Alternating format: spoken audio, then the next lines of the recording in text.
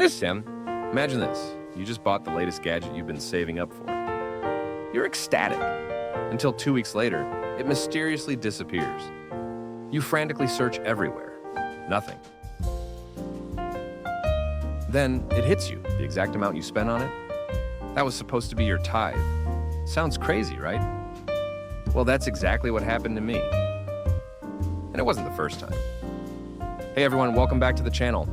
Today, we're diving into a deeply personal story, one that changed how I see money, faith, and trust in God.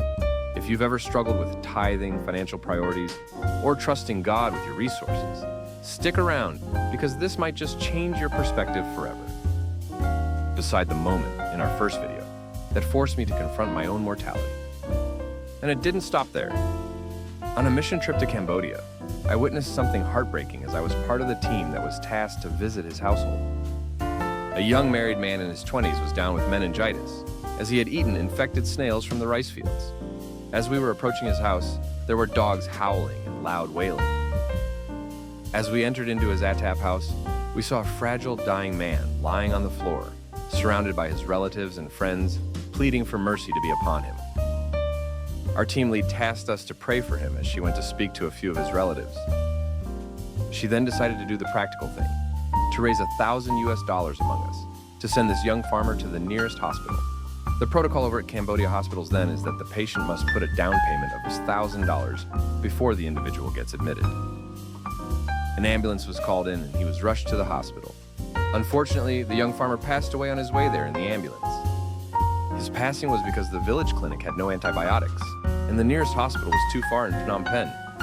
What made me feel worse was that I had thrown away a packet of antibiotics that I didn't finish 3 weeks before the mission trip. We are indeed blessed to be in Singapore, where medicine is widely available, and the nearest clinic is just a stone's throw away. Standing there, I realized something crucial. None of my financial security, savings, or possessions mattered if I neglected what was eternal. Had I been too focused on wealth instead of faith? Had I been placing my trust in money rather than in God? A verse echoed in my heart. Do not store up for yourselves treasures on earth, but store up for yourselves treasures in heaven. Matthew 6:19-20. This also reminded me of the parable of the rich fool in Luke 12:16-21. He stored up wealth for himself, thinking he was secure, only for God to say, "You fool! This very night your life will be demanded from you." I didn't want to be that fool. I wanted to live for something beyond material gain. Growing up in a frugal household, I believed financial stability was directly tied to hard work.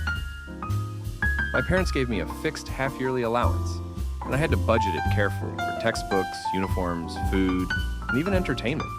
This made me financially disciplined, but also reluctant to let go of money.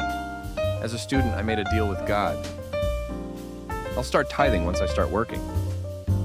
My logic? My parents worked hard for that money. It didn't feel right to give it away.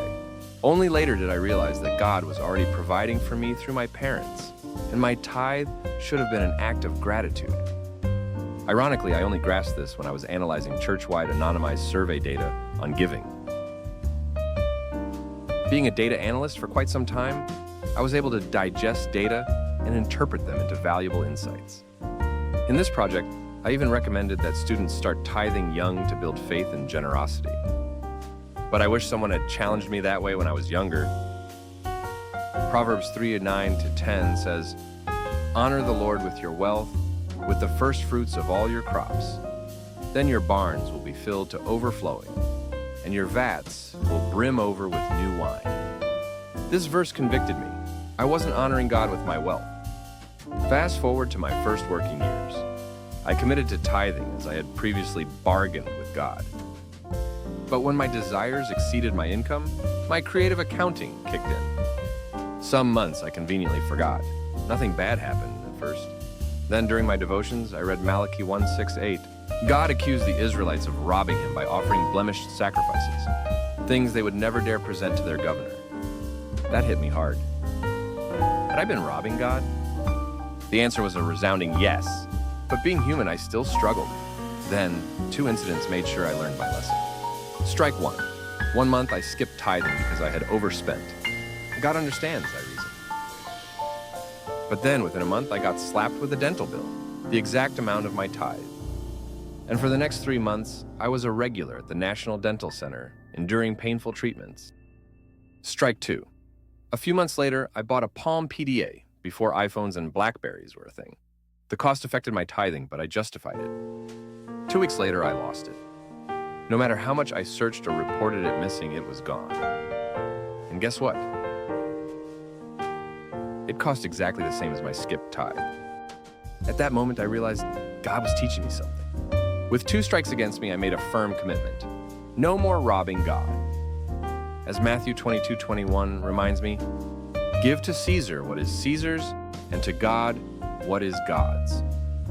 Tithing wasn't about money, it was about trust. Trusting that God would provide. Trusting that He was in control. And let me tell you, once I aligned my giving with God's will, I saw His faithfulness like never before. Malachi 3:10 became my anchor. Bring the whole tithe into the storehouse, that there may be food in my house. Test me in this, says the Lord Almighty, and see if I will not throw open the floodgates of heaven and pour out so much blessing that there will not be room enough to store it. So here's the challenge for us. Have you ever struggled with giving? Have you ever hesitated to trust God with your finances? If so, you're not alone. But I promise you, when you honor God with your wealth, He honors you in ways you can't even imagine. Let's make this interactive. 1. Drop a comment below. Have you ever experienced a moment that made you reassess your priorities? 2. Like this video if you've ever wrestled with trusting God with your finances. 3. And if you're ready to take a step of faith, subscribe for more faith-driven content. Let us not rob God as we cannot outgive God. Thank you for watching. See you in our next video.